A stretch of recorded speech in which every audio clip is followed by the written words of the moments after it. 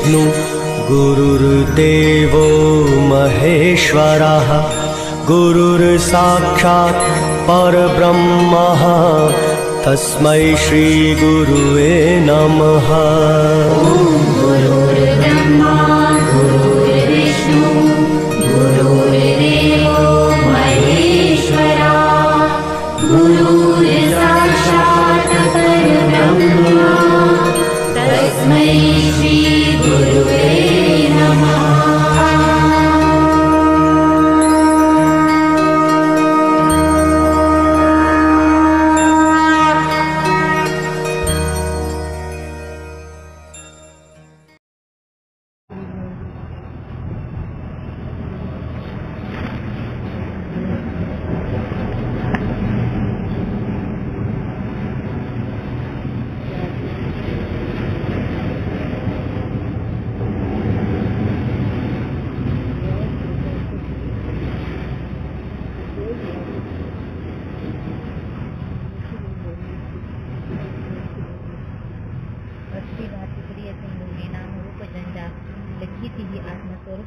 हे तत्काल निहाल।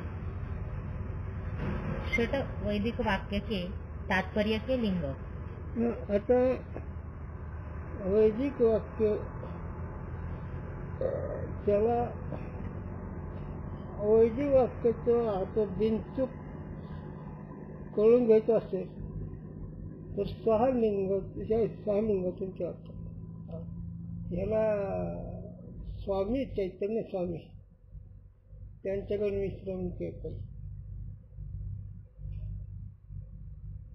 त्यांनी तुकोबाराचा अभंग दाखवला या लिंगावर सांगितलं। ते कसं लिंगाबद्दल माहिती होणार कसोटे याच्या हाती सत्यवती होतं।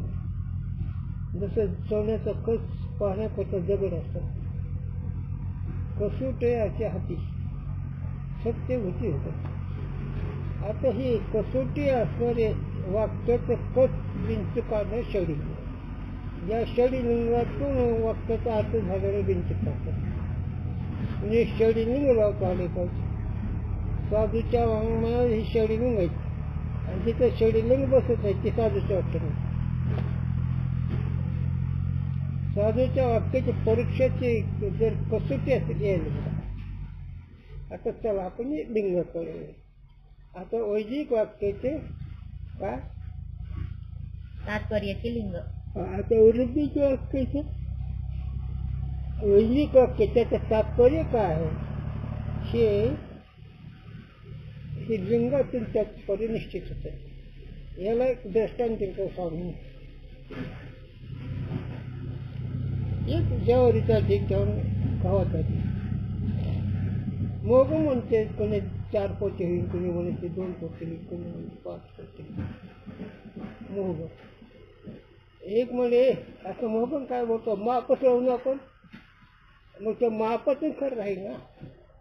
मग मापातून जी काही झाले संख्या ते बिनचूक तसं या षडलिंगातून वाक्याचा अर्थ तात्पर्य कळले ती बिनचूक हे महत्वाचा विषय आहे।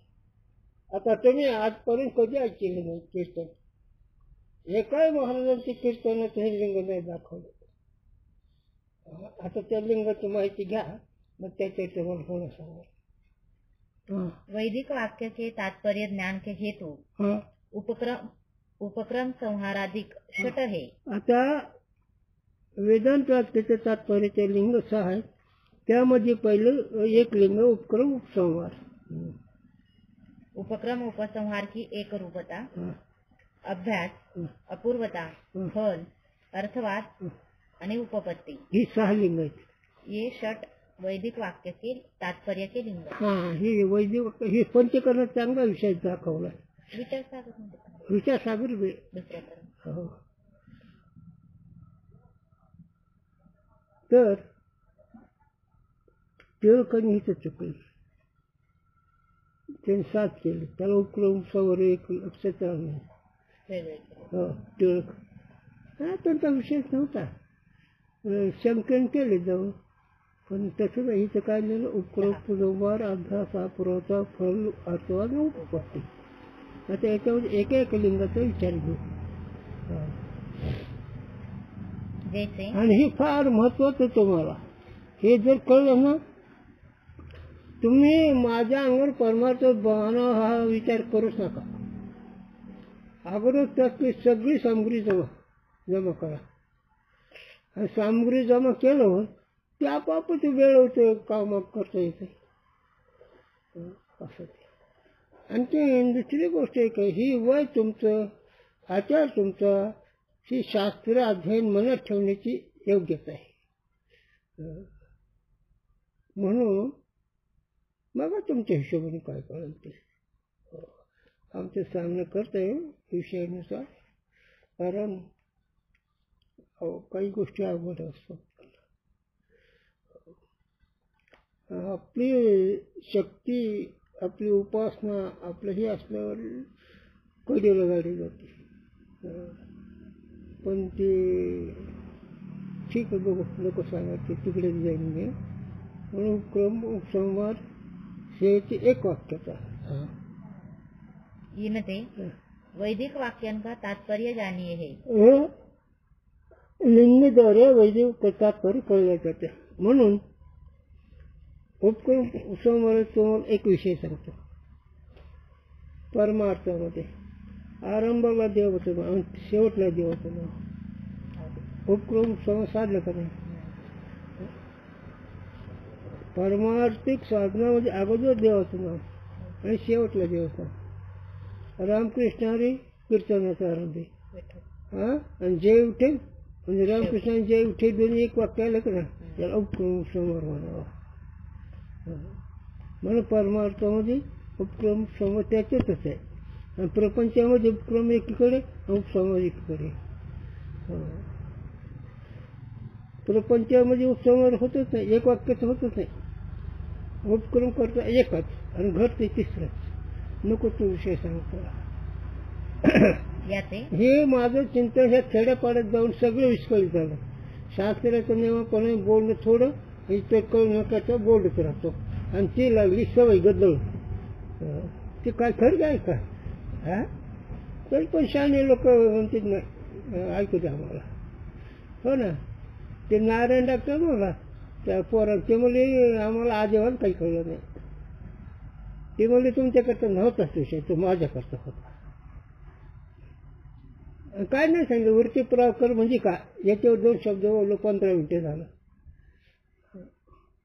म्हणून उपक्रम उपसंहार याचे एक वाक्यता, त्याला एक लिंग म्हणतात. याते तात्पर्य के लिंग कहिए है. म्हणजे वेदांत वाक्याचे तात्पर्य सांगणारे षडलिंग आहेत. त्या षडलिंगाद्वारे वेदांत वाक्याचा तात्पर्याचा निश्चय होतो.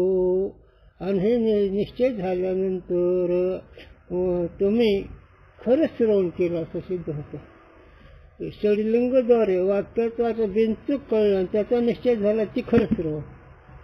आता हे तुम्ही श्रवण करता, पण ते विचारण्याची, पण त्याच्यामुळे त्याला कस नाही लागत. आणि हे कळलं कसं होते. जैसे धूमते वनी जानिए है, वनी का लिंग धूम कहिए है. तैसे उपनिषदांचे भिन्न कर्मकांड बोधक वेद का तात्पर्य कर्म विधि में है. आता लिंग कशाला म्हणावं, तर धूम ही अग्नीचं लिंग आहे. कारण त्या लिंगावरून धूम कळतं, अग्नी कळतो.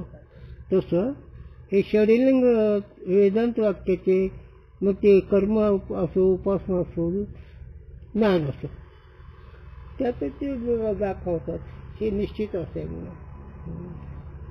जैसे उपक्रम उपसंहाराधिक पूर्व वेद के कर्म विधि में है, तैसे जैमिनीकृत द्वादशाध्यायी में स्पष्ट है.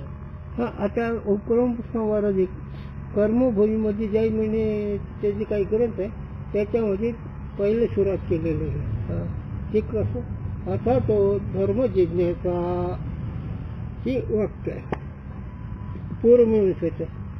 उत्तरमीमांसेचं अथा तो ब्रह्म जिज्ञासा, आणि पूर्वमीमांसेचं अथा तो धर्म जिज्ञासा. मग आता हे धर्म जिज्ञासा कशी आहे कसं आहे त्याचा अभ्यास काय करावं ते ह्याच्यात करतो. और उपनिषद रूप वेद के उपक्रम संहाराधिक अद्वितीय ब्रह्म में है.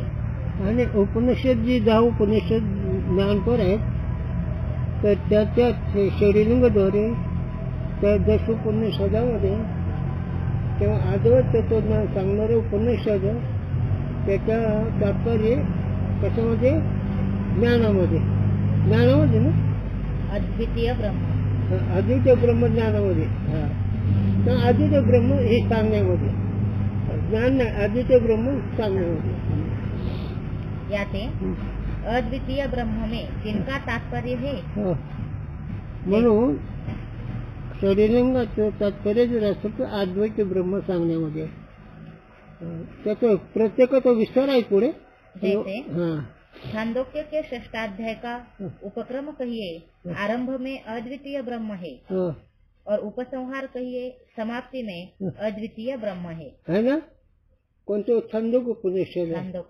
छांदोग्य उपनिषदामध्ये षष्ठाध्याय 6व्या प्रकरणामध्ये उपक्रम उपसंहार सांगितलं. आरंभाला अद्वितीय ब्रह्म सांगितलं आणि शेवटला ते अद्वितीय ब्रह्म आहे असं सांगतात. जो अर्थ आरंभ में होवे सोई समाप्ति में होवे तहा उपक्रम उपसंहार की एक रूपता कहिए है. ही लक्षात ठेवायच्या. आरंभाला जो विषय प्रतिपादन केला जातो तोच विषय उपक्रमामध्ये आला म्हणजे त्याला उपक्रम उपसंहार असं म्हणावं.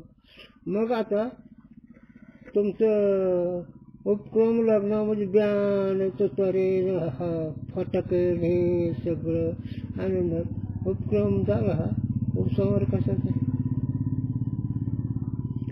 तुम्ही लग्न पाहिलं नाही कोणाचं. उपसंहार कशाचा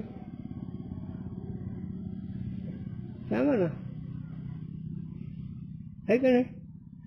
10 लाख देऊन पोरीला गोवाचा पत्रा द्यायचा आणि रडत बसायचा हे उपसंहार आहे प्रपंचाचा. हो ते विषय पामाराला नको वाटतं पण स्थिती अशी आहे. मंगळाष्टका बरोबर आहे फाटके बरोबर आहे भेटीगाठी बरोबर सगळं झालं पण वाटायला होतं ना मुलीचं कसं आहे कसला उपसंहार आहे म्हणजे जर त्याला रडायचं त्या लोकांना त्या मुलीला रडावंच लागतं आयुष्यावर कारण तुम्ही रडून पाठवलं ना मग प्रपंच समोर उपक्रम समोर बसत नाही. आणि परमात्म्यामध्ये अद्वैतही ब्रह्म आहे आणि शेवटी अद्वैत ब्रह्मच आहे. आणि त्याला तुम्हाला उदाहरण सांगितलं. परमात्म्यामध्ये कीर्तनाचे आरंभाला देवाचं नाव आहे आणि शेवटला देवच नाव म्हणजे एक वाक्याचं. तसं अद्वैत ब्रह्माचं प्रतिपादन पहिल्या उपक्रमातलं आहे आणि उपसंहारामध्ये अद्वैत ब्रह्माचं प्रतिपादन आहे. याची एक वाक्याचं आहे एक लिंग. पुन्हा पुन्हा कथन का नाम अभ्यास है. हा पुन्हा पुन्हा तू सांगतो द्रष्टा आहे तू साक्षी आहेस तूच सच्चिदानंद आहे हे पुन्हा पुन्हा पुन्हा सांगायचं कारण अभ्यास आहे. म्हणून पुन्हा पुन्हा वृत्तीला सांगा मी द्रष्टा मी साक्षी आहे हे अभ्यास करावा लागतो. क्षण क्षण सांभाळतो साक्ष होतो आपला ते अभ्यास होतो वाक्य. बुद्धी निश्चात मध्ये ब्रह्मभय आपण ब्रह्मनिष्ठा की पण तत्पर्याय न हरण्याचे अभ्यास आहे. छांदोग्य के षष्ठाध्याय में 9 बार तत्वमसी वाक्य है. आता छांदोग्यचे कोणत्या अध्याय 6व्या अध्यायामध्ये 9 वेळेस उज्ज्वलकाने आपल्या मुलाला उपदेश केला. शेवट कितीला 9 वेळेस म्हणजे अभ्यास सांगितला. ते तू आहेस हे सांगितलं. पण भजन करणारे दररोज आयुष्य गेले तो हा विठ्ठल बरोबर तो हा माधव बरोबर तो हा विठ्ठल बरोबर तो हा माधव आयुष्य गेलं पण तो हा काय हा तो काय काही नाही. आणि किलो टाळाचे किस करून पाव किलोवर आणली टाळ तरी जायची घ्यायची काय नाहीच. म्हणून संत वाङ्मयामध्ये कुठे कोणतं लिंग बसतं कळलं पाहिजे. म्हणा पुन्हा पुन्हा त्याचं कथन करणं वर्णन करणं अभ्यास. चला याते अद्वितीय ब्रह्म में अभ्यास है. मग मी ब्रह्म आहे, मी साक्षी आहे, हे अखंड धारणा याला अभ्यास म्हणावा. प्रमाणांतरते अज्ञात ताकू अपूर्वता कहेही. आणि प्रमाणाने ज्याची सिद्धी होते पण प्रमाणाचा विषय नाही हे अपूर्व आहे.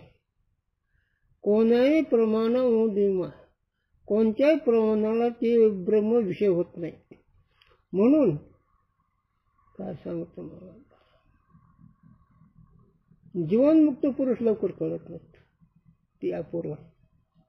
अनुभवी पुरुष लवकर कळत नाही. विद्वान कळेल, पंडित कळेल, कलावंत कळेल, गाय कळेल, पण आत्मानुभवी पुरुष कळत नाही लवकर. आमचे गुरुजन कोणीच जाणत नसतो, त्या पुरवलं. म्हणून कोणत्याही प्रमाणाचा विषय न. म्हणून तुम्ही बघा, थोडं ऐका, तुम्ही ज्ञान हे कधी तुम्ही ज्ञान स्वरूप आले?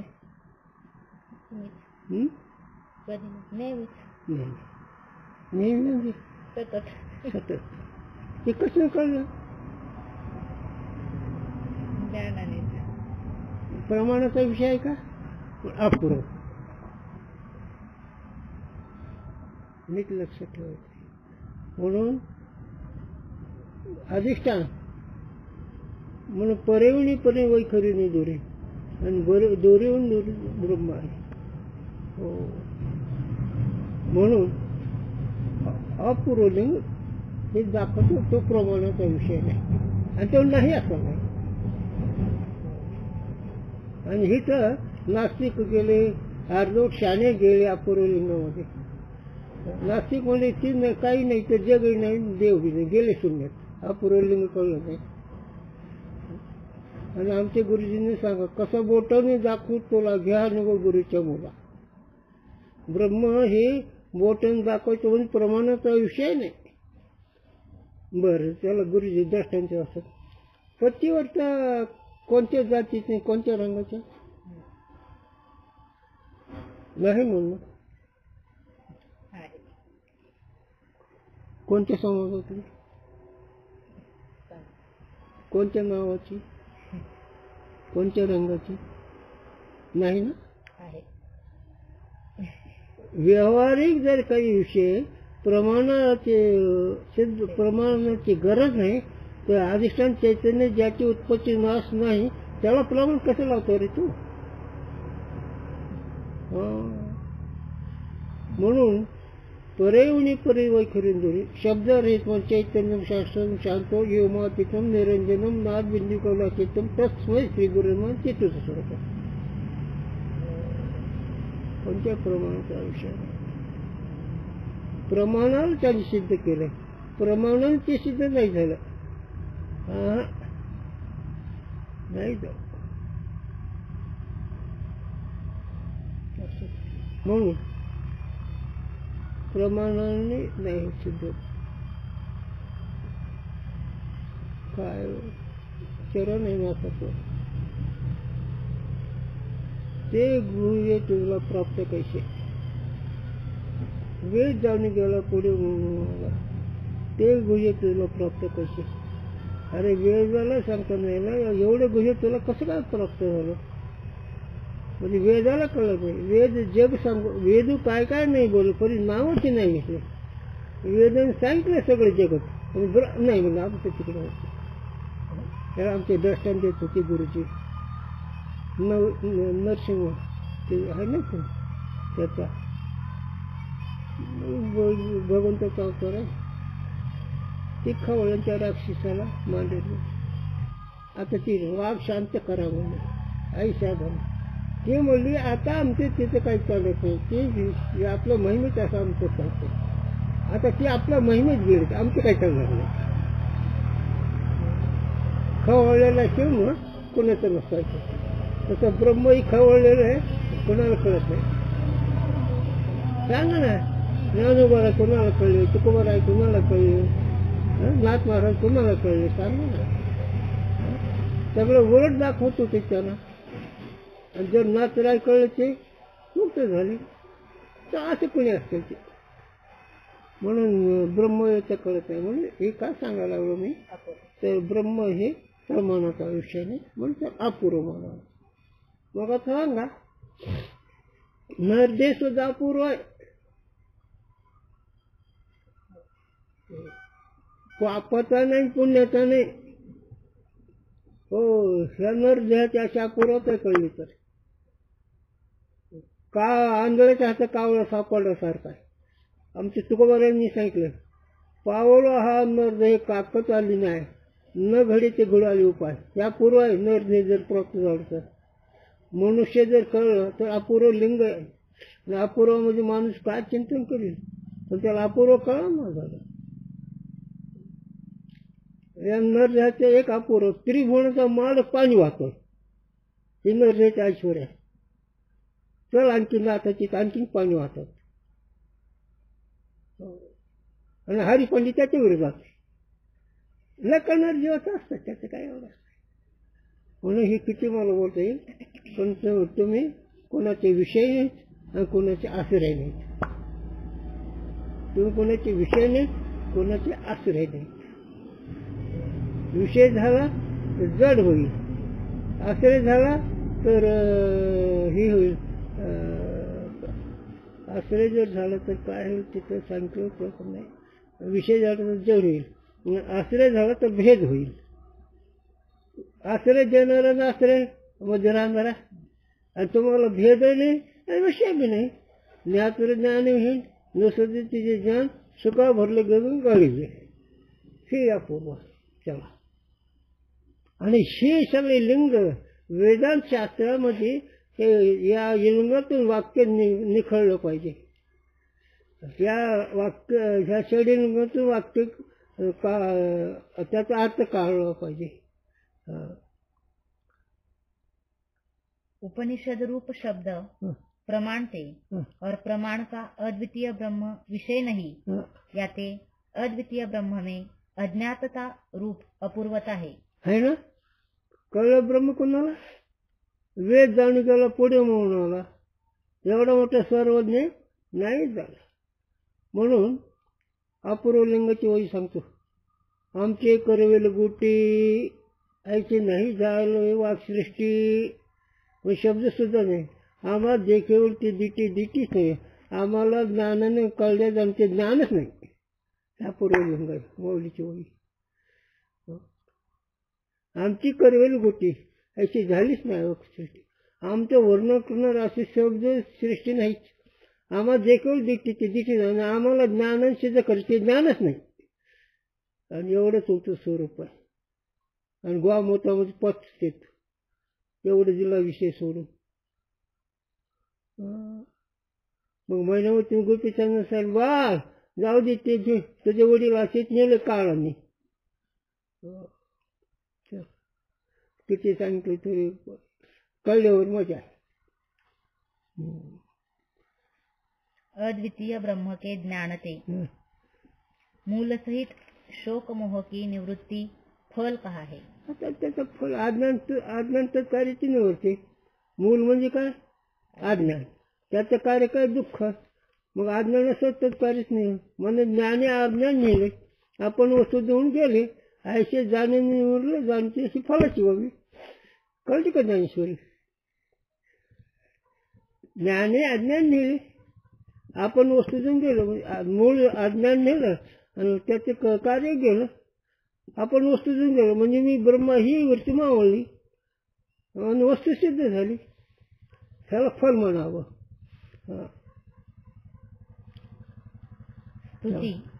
स्तुति अथवा निंदा का बोधक वचन अर्थवाद कहिए है. काही लोकच मोठेपणा सांगावं लागतो. हे काय यांचं वर्णन करता येत नाही. असेही आहेत. कवडीची अक्कल नसते त्यांना. त्याला अर्थवाद म्हणावा. आणि ब्रह्माचं ठिकाणी कसं हे सांगता येत नाही. उगा अर्थवाद काहीतरी रोचक म्हणून सांगावं लागतं. ब्रह्म शब्दाचा विषय नाही. अर्थवाद या शब्दाचा अर्थ स्तुती किंवा निंदा. ते स्तुतीचा विषय नाही आणि निंदेचा विषय नाही. जे स्तुतीचा विषय म्हणजे हिंदीचा विषय तिचा अर्थवाद लागेल कधी पण हे स्तुतीचा आणि कशाचा निंदा निंदत नाही. पण ब्रह्माची स्तुती केली, स्तुतीचा विषय नसतो तो कसा विषय सांगितला है ना. सुखरूपायचा दुजा कोणी सांगा माझा पांडुरंगा, हे स्तुती आहे पण त्या शब्दाचा सुद्धा तो विषय नाही. म्हणून आवाजचे सिद्धांत आहे. सापेक्ष असत्याची व्यावृत्ती सत म्हणून आली श्रुती. हे असत्य आहे ती सत्य आहे हे अर्थवाद. कारण तो सत पदाचा सुद्धा विषय नाही. सत सत म्हणायचं नाही, सत पदाचा विषय सुद्धा नाही झाला. सत्पद हे सुद्धा सच्चिदानंद पद गेले दुरी. हे अर्थवाद आणि तर सच्चित ही वर्ण अर्थवाद पर आहे. म्हणजे ते विषय नसून सांगण्याकरता कळण्याकरता. पण ते नाही स्तुतीचा विषय नाही, अर्थवाद नाही, पण कळण्याकरता नसलेला आरोप सांगत. ते स्वतः आहे, ते चिद आहे, ते आनंद आहे, ते साक्षी, ते गोष्ट. अरे तिथे शब्दच नाही, तिथे काय सांगतोस तू. भावता अपुरे लिंग कळलं का तुला, फळ कळलं का तुला. चला आणि हे षडलिंगाच्या द्वारे वेदांत वाक्य निश्चित करत असतात. माय व्याली कुणाची सांगायला ती गुरुनं सांगून जावं सगळं. चला अद्वितीय ब्रह्मबोध की स्तुति उपनिषदन में स्पष्ट है. आता अद्वैत सुख सच्चिदानंद रूप आहे, असंग साक्षी आहे, भूमा आहे, असे त्याचे अनेक नाव आहेत. त्याची स्तुती म्हणजे त्याचे वर्णन उपनिषदामध्ये आहे. आणि ते स्तुती म्हणजे अर्थवाद आहे. वस्तुस्थिती म्हणजे अर्थवाद शब्द जातो ते सापेक्ष दृष्टीनं बोलायचं. मग ते वर्णनाचा विषय सुद्धा नाही. माऊली काय म्हणते अमृत अनुभवामध्ये, वेदू काय काय नाही बोलले पण नावाचे नाही घेतले. वेद सगळं सांगितलं ते नाही बोल, ते आमचे काम नाही. अर्थवाद बोलतो बरं का. मग सांगितलं व त्यांनी सच्चिद अर्थवादाचं सापेक्ष भाषेने बोलायचं. तर सच्चिदानंद पदाचा सुद्धा विषय नाही. सत आणि असत या दोन्हीच्या सापेक्ष सत पदाचं वाक्य झालं ते, हे अर्थवाद आहे झालं. कथन करे अर्थ के अनुकूल युक्ति को उपपत्ति कहे है. आता जे विषय सांगितला, ज्या विषय वर्णन केलं त्या विषयाचं अटकलीने त्या विषयाचं वर्णन करून त्याला उपपत्ती म्हणतात, अटकल म्हणतात, युक्ती म्हणतात. छांदोक्य में सकल पदार्थों का ब्रह्म से अभेद कथन के अर्थ कार्य का कारण ते अभेद प्रतिपादन अनेक दृष्टांतों में कहा है. है का नाही. उपपत्ती म्हणजे दृष्टांत.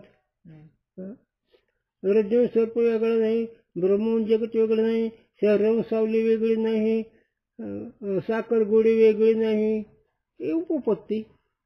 तसं ब्रह्म जग नाही वेगळं. तुका म्हणे कैशी घेऊन कोठे जीव निरावला, तेव्हा दुसरं याच्यापेक्षा स्पष्ट सांगतो.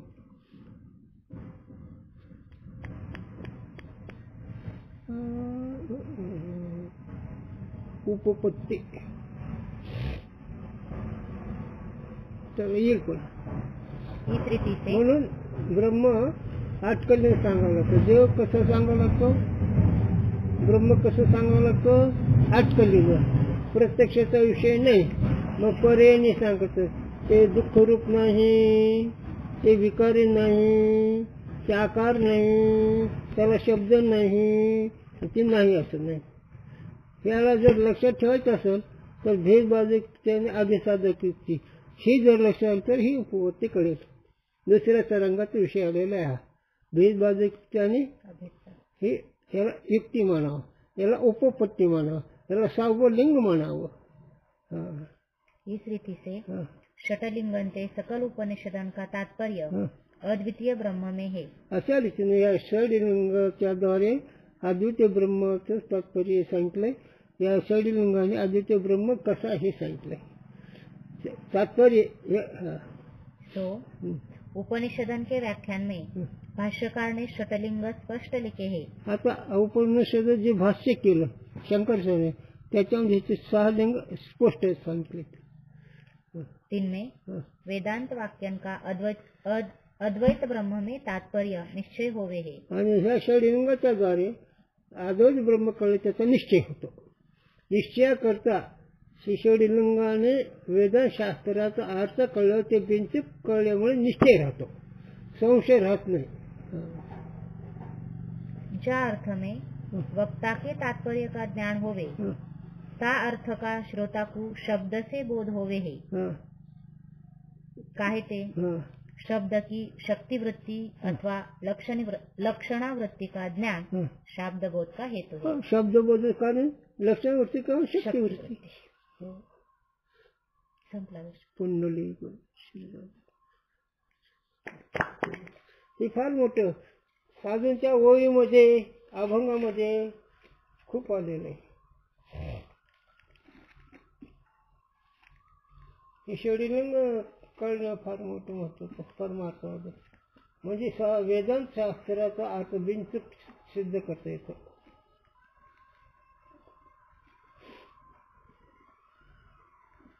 बरं झालं, महत्वाचं अभ्यास करतो बरं असते.